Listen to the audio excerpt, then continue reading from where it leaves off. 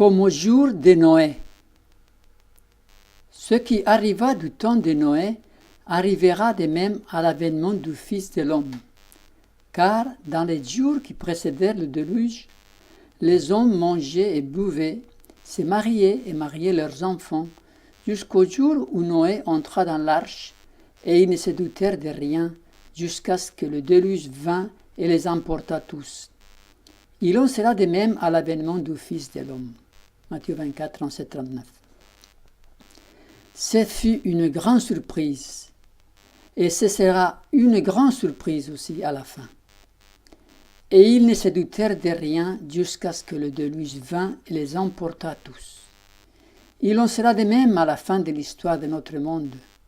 Quand les hommes diront paix et sûreté, alors une ruine soudaine les surprendra, comme les douleurs de l'enfantement surprennent la femme enceinte, et ils n'échapperont point.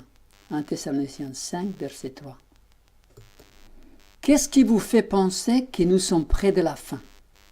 Les désastres écologiques, l'explosion démographique, la criminalité, la violence, le terrorisme, les guerres, les crises migratoires, la crise économique. Au jour de Noé, les hommes ne se doutèrent de rien. Et à la fin, il nous est dit aussi qu'une ruine soudaine les surprendra. Comment se fait-il que l'homme intelligent, l'Homo sapiens, avec toute sa science et toute sa capacité de faire des prévisions, sera surpris à ce point? Il peut prédire les éclipses des siècles à l'avant, et pourtant, il sera totalement surpris. Vous savez discerner l'aspect du ciel, et vous ne pouvez discerner les signes des temps. Matthieu 16, 3. Pourquoi est-ce que l'homme sera surpris? C'est parce qu'il ignore les paramètres divins. Dieu révèle sa volonté par les prophètes. Les prophéties sont le tableau de bord qui indique à l'étudiant de la Bible où nous en sommes dans le temps. La prophétie qui nous montre le plus clairement que nous sommes près de la fin, c'est à notre avis celle-ci. Lorsque le protestantisme étendra la main par saisir celle du pouvoir romain, lorsqu'il tendra également la main par-dessus l'abîme au spiritisme, lorsque sous l'influence de cette triple union, notre pays aura répudié tous les principes de sa constitution en tant que gouvernement protestant et républicain, et lorsqu'il prendra des dispositions pour propager les erreurs et les tromperies de la papauté, alors nous saurons que le temps de l'œuvre extraordinaire de Satan est arrivé et que la fin est proche. À part cette prophétie que nous avons déjà vue dans la vidéo intitulée « La triple union », un autre signe évident nous montre que nous sommes à la fin. Ce sont les manipulations génétiques. Nous allons en parler aujourd'hui. C'est vrai que les désastres écologiques, les guerres, les tremblements de terre, la violence, le terrorisme et des choses similaires sont pour les étudiants de la Bible un présage de la fin, mais pas pour les autres. Cependant, ils voient toutes ces choses arriver, mais n'y attachent pas un sens particulier. Et comme la Bible dit, ils seront surpris. L'Homo sapiens descend vers les ténèbres. Nous avons subi un lavage de cerveau lors de notre passage dans les institutions éducatives de ce monde. On nous a appris la fameuse charte de l'évolution de l'Homo sapiens. Adam, le père de la race humaine, mesurait 4 mètres. Il a vécu 1000 ans et avait une force comme celle d'un cheval. Il n'était jamais malade. Nous sommes des nains à ses côtés. Il avait été formé à l'image des dieux. Il possédait une intelligence supérieure à celle de nos contemporains. La fameuse charte de l'évolution a laissé une fausse image dans notre esprit. On nous a fait croire que nous évoluons vers le haut, mais la réalité nous montre que s'il y a une validité quelconque dans ce dessin, il faut la renverser. L'Homo sapiens descend la pente de la dévolution. Devil en anglais, le mal, évolution. Les hommes les plus brillants, les plus grands scientifiques de nos jours sont des nains en comparaison avec les antédiluviens. Voici une citation de l'Esprit des prophéties. Mais malgré l'impiété du monde antédiluvien, cette époque ne fut pas, comme on l'a souvent prétendu, un âge d'ignorance et de barbarie. Les hommes qui vivaient alors avaient l'avantage de s'élever très haut dans l'échelle morale et intellectuelle. Leur force physique et mentale, comme leurs moyens d'acquérir des connaissances religieuses et scientifiques, sont restés sans parallèle. C'est une erreur de supposer que, vivant fort longtemps, ils arrivaient très tard à maturité. Leur faculté mentale s'éveillait de bonheur, et les gens pieux continuaient à augmenter leur connaissance et leur sagesse durant tout le cours de leur existence. D'illustres savants de notre temps, placés à côté d'antédiluviens du même âge, paraîtraient très inférieurs tant du point de vue intellectuel que du point de vue physique. Au fur et à mesure que la durée de la vie s'est raccourcie et que la vigueur physique a diminué, les facultés mentales de l'homme ont décliné. Aujourd'hui, des hommes qui se sont consacrés à certaines études durant une période de 20 à 50 ans font l'admiration de leurs contemporains. Mais quelles sont les connaissances acquises par eux comparées à celles des antédiluviens dont les facultés mentales et physiques s'est développées durant des siècles? Si cette race des multicentenaires avait répondu au but de son existence et consacré ses ressources inouïes d'intelligence et de force physique à des entreprises ayant en vue le service de Dieu, le monde eût retenti de la gloire du Créateur. Mais il n'en était rien. De nombreux géants renommés pour leur sagesse et dont les ouvrages admirables faisaient l'étonnement de leurs contemporains n'étaient pas moins notoires par leur dérèglement que par leur génie. Les manipulations génétiques des antédiluviens.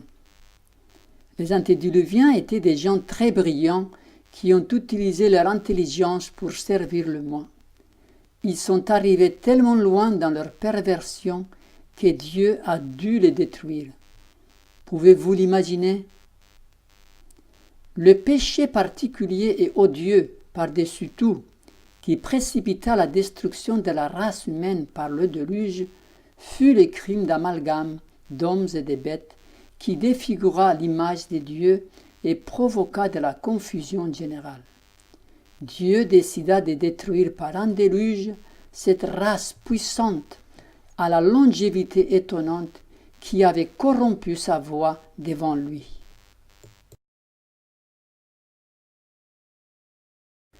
Les manipulations génétiques d'aujourd'hui. Des expérimentations ont été faites avec la chèvre par exemple et l'araignée pour produire la soie de l'araignée dans la protéine du lait. Plus tard, elle a été remplacée par le ver à soie qui fabrique maintenant la soie de l'araignée. Institute recently created a human-pig hybrid. Why? The research project studies the possibility of human organs grown inside a pig fetus for transplantation. Yes, you heard that right. Human cells have successfully grown inside a pig embryo. This is one step closer to the possibility of growing livers and other human organs inside of animals. They're working with a new tool that can precisely edit genes inside living cells. It's a genome editing tool called CRISPR-Cas9, and it's being described as a game changer. This week, the U.S. government gave a conditional thumbs up to embryonic gene editing research. By moving or improving components of human DNA, this new gene editing technology could enhance someone's physical and biological characteristics, as well as eradicate a lot of diseases. Until recently, lawmakers had banned any form of gene editing. A baby comes into this world unlike any other baby has before. For the first time, doctors in Ukraine used a new type of three-parent IVF technique so that a previously infertile couple could have a child. To clarify, this isn't the first child born with DNA of three parents, but she was the cow. first. In suburban Beijing, scientists have created a growing herd of over 300 cloned and genetically modified cows that can produce milk containing the same health properties as human breast milk. With the genetic material of salmon so the fish can grow faster and reach groceries sooner. Are eaters ready? Here's Lisa Stark. It looks like any other salmon, but opponents call it Frankenfish and hope to keep it off your dinner plate. Here's the difference. Both these fish are 18 months old, but the larger genetically engineered Aqua Advantage salmon grows twice as fast as the regular salmon. This is the first genetically engineered animal that would be introduced to the food supply. So it's a big deal. Atlantic salmon grows in fits and starts, but scientists found that adding genetic material from a Pacific salmon and an eel-like fish helps them grow round the clock. This fish is indistinguishable. There is news tonight about the quest for the perfect apple, one that doesn't brown when you slice it. Sounds too good to be true? Well, it's not, and it's coming to a grocery store near you. Here's ABC's Gloria Riviera. Watch this, a time-lapse video of two seemingly identical apples. With time, the apple on the left browning as normal after cut, bruised, or bitten. The apple on the right still perfect. The difference, science. The apple... L'eugénisme est le domaine de la génétique appliquée qui cherche à transformer le patrimoine génétique de l'espèce humaine pour le faire tendre vers un idéal déterminé.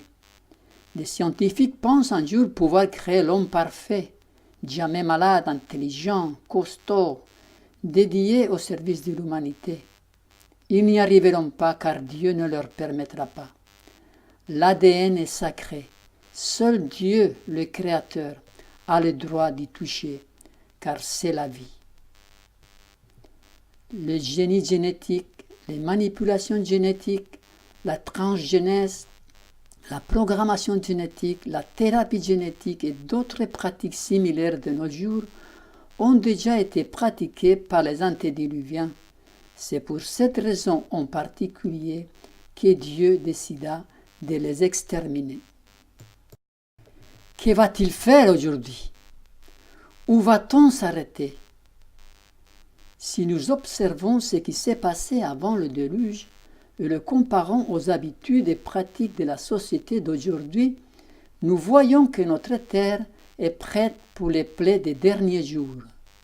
Les hommes ont corrompu la terre par leurs mauvaises actions.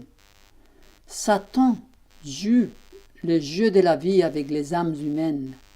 Ceux qui obéissent aux paroles de Christ devront prier et veiller constamment s'ils ne veulent pas être conduits dans la tentation. Les péchés qui attirèrent la colère divine sur le monde antédiluvien existent dans notre monde d'aujourd'hui. Dieu va-t-il se taire? Notre seule sécurité réside dans notre préparation, notre vigilance constante. C'est pourquoi vous aussi tenez-vous prêts, car le Fils de l'homme viendra à l'heure où vous n'y penserez pas. Matthieu 24, 44. C'est aujourd'hui que vous devez vous donner à Dieu pour être vidé du moi, vidé de l'envie, de la jalousie, de tout mauvais soupçon, de l'esprit de contention, de tout ce qui déshonore Dieu. C'est aujourd'hui que votre vase doit être purifié, préparé pour la rosée céleste, pour les ondées de la pluie de l'arrière-saison, car cette pluie viendra et la bénédiction divine remplira chaque âme qui aura été purifiée de toute souillure. C'est aujourd'hui notre devoir de céder nos âmes au Christ pour que nous soyons préparés pour le temps de rafraîchissement venant de la part du Seigneur, préparés pour le baptême du Saint-Esprit. Le lendemain est troublant et incertain à plusieurs points de vue, mais nous pouvons confier nos vies à celui qui tient l'avenir entre ses mains. Il peut garder en toute sécurité tout ce qui lui est confié.